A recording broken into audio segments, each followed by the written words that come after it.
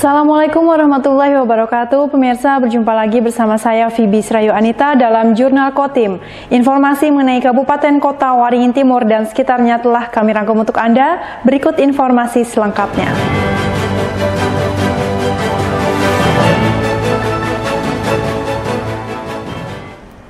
Berita pertama di Jurnal Kotim hari ini, pemirsa, aparat kepolisian Resor Kota Waringin Timur meringkus 130 pencuri buah kelapa sawit yang sebagian besar dilakukan di area perusahaan perkebunan. Polisi juga menangkap 3 pengedar narkoba yang menyuplai sabu kepada para pelaku pencurian. Penangkapan seratusan pelaku pencurian buah kelapa sawit ini merupakan hasil pengungkapan sejak bulan Januari hingga awal Agustus 2024 dengan 89 laporan polisi.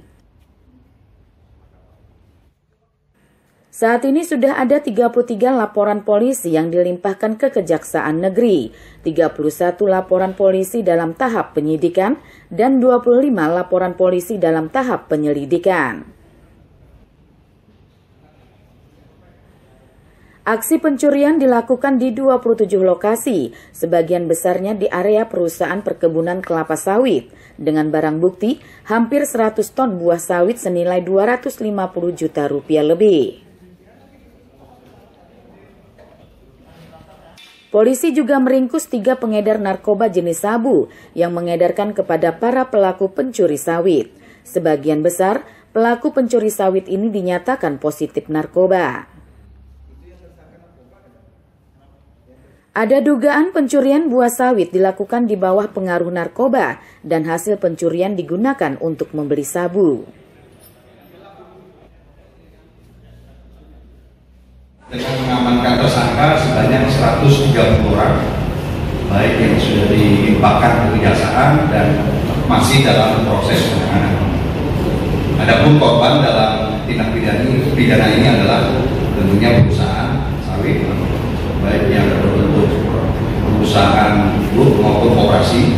Selain dari mengamankan 4 pelaku pencurian tanaman buah sawit ini, kami juga mengamankan 3 orang pelaku menjual narkotika jenis sabu ini kepada masyarakat yang pengakuannya adalah bagian dari pencuri sawit, sehingga pencuri sawit itu mungkin menggunakan narkotika pada saat melakukan pencuriannya dan tidak menutup kemungkinan bahwa hasil dari kegiatan mereka tersebut mencuri untuk membeli barang narkoba tersebut. Kita juga akan memetakan bahwasannya nanti apakah memang penggunaan narkoba ini diperuntukkan untuk para tersangka pencuri sawit, sehingga ada aplikasinya antara pencuri sawit dengan narkoba.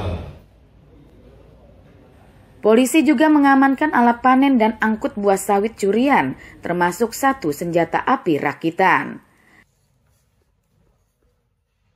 Atas perbuatannya, para pelaku pencurian terancam menjalani kurungan penjara selama 7 tahun, sementara pengedar sabu dengan hukuman 20 tahun kurungan penjara.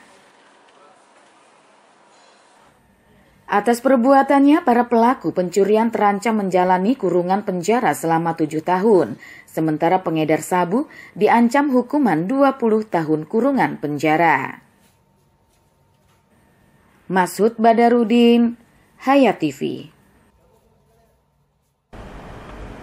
Dewan Adat Dayak Kabupaten Kota Waringin Timur fasilitasi perdamaian sengketa antara sebuah perusahaan perkebunan kelapa sawit dengan seorang warga di Kecamatan Tualan Hulu. Namun perdamaian belum terwujud karena salah satu pihak tidak hadir. Sengketa yang terjadi di Kecamatan Tualan Hulu adalah antara PT Hutanindo Agro Lestari atau HAL dengan warga bernama Yanto Esa Putra. Senin siang, DAD Kota Waringin Timur mengagendakan perdamaian antara kedua belah pihak. Karena Yanto Esa Putra berhalangan hadir, perdamaian sengketa terkait lahan pun belum terwujud.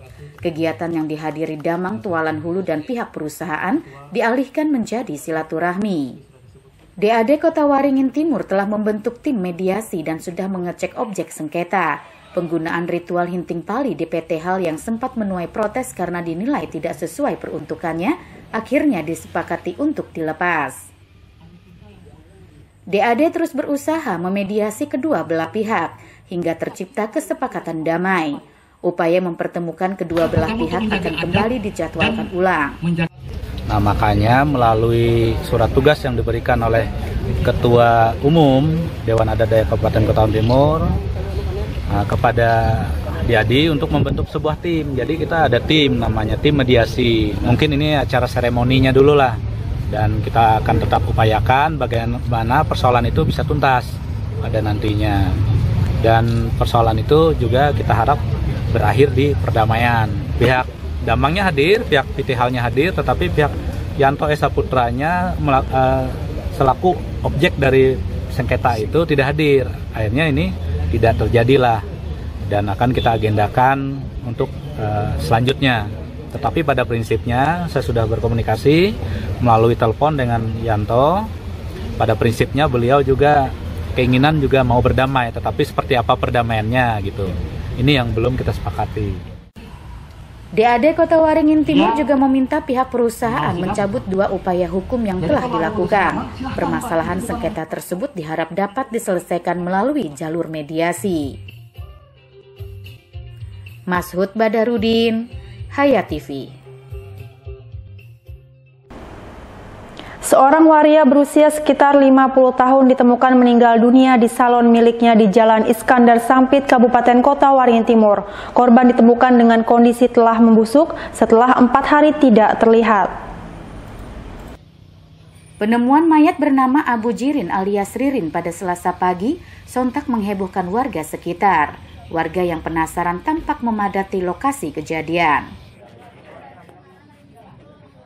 Korban ditemukan dalam kondisi terlentang di dalam tempat usaha salon miliknya. Kondisi jasad korban telah membengkak dan membusuk, serta mengeluarkan aroma tidak sedap yang menyengat. Menurut warga yang mengenal korban dan sering beraktivitas di sekitar lokasi, korban terakhir terlihat sekitar 4 hari lalu. Warga sebenarnya telah mencium aroma tidak sedap sejak 2 hari kemarin, namun tidak mengira jika aroma tersebut berasal dari jasad korban. Warga menduga korban meninggal dunia akibat sakit sebab ditemukan obat diabetes atau gula darah tinggi. Saya kan dari pagi beli gorengan di samping itu. Jadi orang majikan itu kan mengatakan bahwa si korban ini 4 hari tidak keluar rumah. Nah, setelah itu keterangan warga ini kan ribut mencium bau. Setelah itu saya telepon oleh RT setempat. RT setempat ini nelpon Lurah nelpon Polsek. Itu ya. Tapi sudah diketahui ya di dalam itu ada mayat. Kalau untuk mayat di dalam itu informasinya orang mencium bau karena dia 4 hari nggak keluar. Untuk memastikan penyebab kematian korban, jasad korban dibawa ke Rumah Sakit Umum Daerah Dr. Murjani Sampit untuk dilakukan visum. Kasus tersebut telah ditangani aparat kepolisian setempat. Garis polisi juga dipasang untuk menjaga agar tempat kejadian perkara tidak rusak. Mashud Badarudin, Hayat TV. Lahan gambut di Jalan Trans Kalimantan, tepatnya di Lingkar Utara Sampit, Kabupaten Kota Waringin Timur, Selasa malam terbakar. Kebakaran yang menimbulkan kobaran api besar diduga kuat sengaja dibakar. Musim kemarau yang melanda Kabupaten Kota Waringin Timur membuat lahan gambut mudah terbakar. Termasuk salah satunya kebakaran lahan yang terjadi di Jalan Lingkar Selatan Sampit ini. Lokasi kebakaran yang jauh dari jalan utama membuat petugas BPBD harus berjalan kaki membawa peralatan menuju titik api. Ditambah lagi, minimnya penerangan menjadi kendala bagi petugas dalam melakukan upaya pemadaman. Perlu waktu sekitar 30 menit bagi petugas untuk memadamkan kebakaran lahan gambut hingga dinyatakan aman. Menurut perkiraan BPBD Kota Waringin Timur, kuat dugaan jika lahan gambut tersebut sengaja dibakar oleh oknum untuk membersihkan lahan. Pembakaran lahan diduga sengaja dilakukan pada malam hari. Dan alhamdulillah status kebakarannya dapat terkendali. Kami lakukan kegiatan di malam hari tadi atas laporan masyarakat di sekitar, ada karhutlah, dan kita berharap kejadian ini tidak terulang. 99% disengaja. Ya, karena kondisi kita sebenarnya dalam kondisi basah sebenarnya, tetapi memang ada beberapa oknum masyarakat yang kadang-kadang memanfaatkan kondisi malam di mana kita lalai dalam agak kurang konsentrasi, kurang siap siaga. Tetapi catatan kami di BPBD, kami tidak mengenal waktu karena 1 kali 24 jam kami standby, dan setiap kali ada pelaporan masyarakat terkait karhutlah, kami akan segera tangani. Mulai tanggal 5 Juli lalu, Kota Waringin Timur ditetapkan pada status siaga darurat kebakaran hutan dan lahan. Sejak saat itu setidaknya telah ada sekitar 20 kejadian kebakaran lahan yang sebagian besarnya berada di wilayah dalam Kota Sampit. Masud Badarudin, Hayat TV.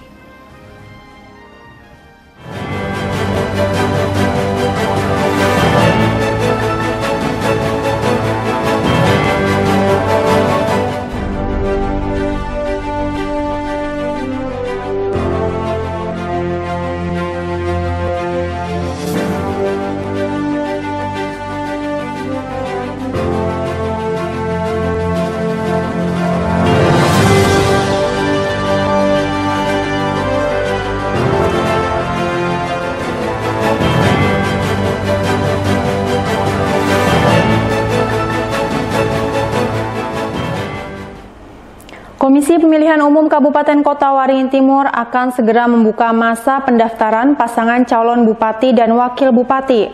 Berdasarkan tahapan pemilihan kepala daerah serentak, pendaftaran dimulai tanggal 27 Agustus.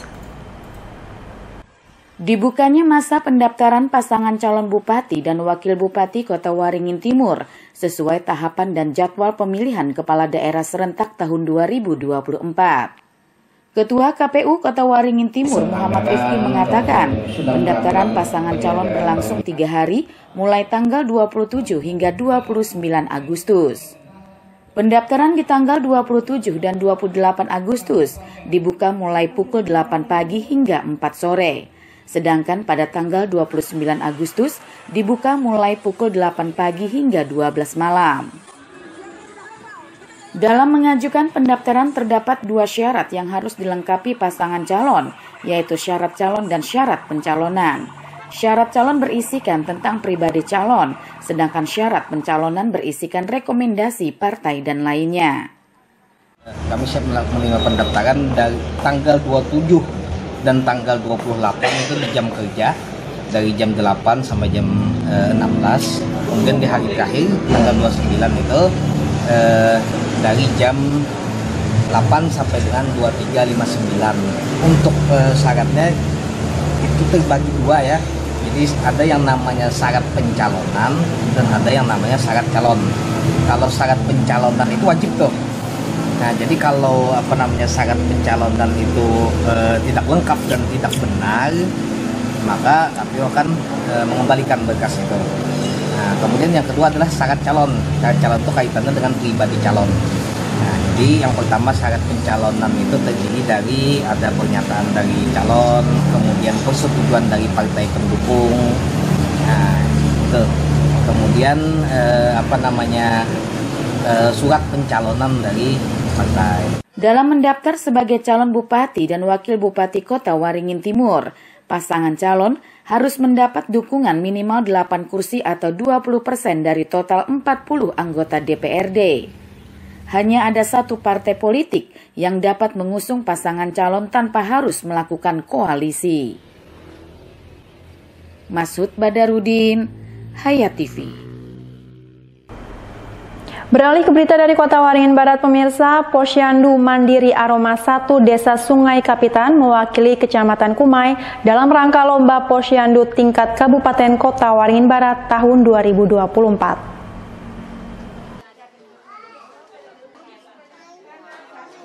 Posyandu atau Pos Pelayanan Terpadu merupakan upaya pemerintah untuk memudahkan masyarakat Indonesia dalam memperoleh pelayanan kesehatan ibu dan anak, serta lansia.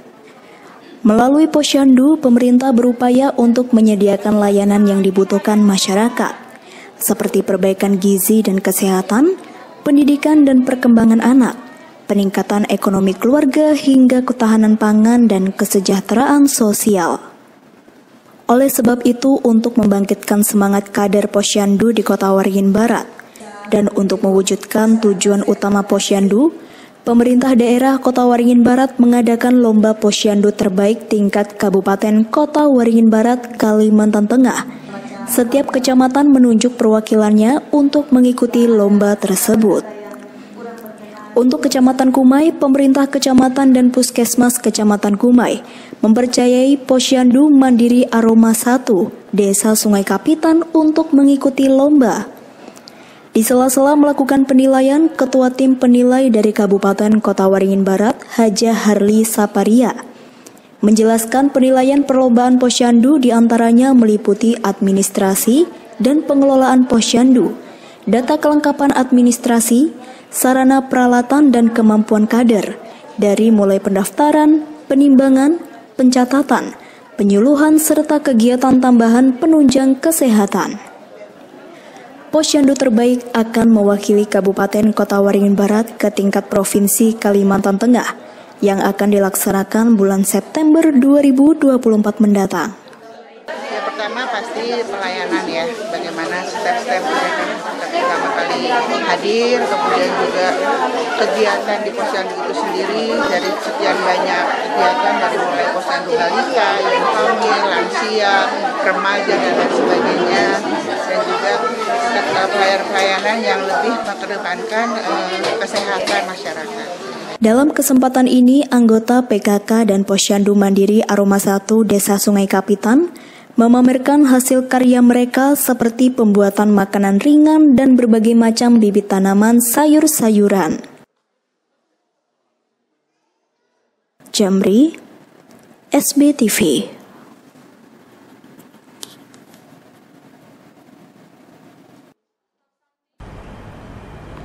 Demikian pemirsa berita dari Kota Waringin Barat tadi sekaligus menutup jumpa kita pada kali ini. Saya Fibi Srayu Anita mewakili jajaran yang bertugas. Mohon undur diri dari hadapan Anda. Terima kasih dan sampai jumpa. Assalamualaikum warahmatullahi wabarakatuh.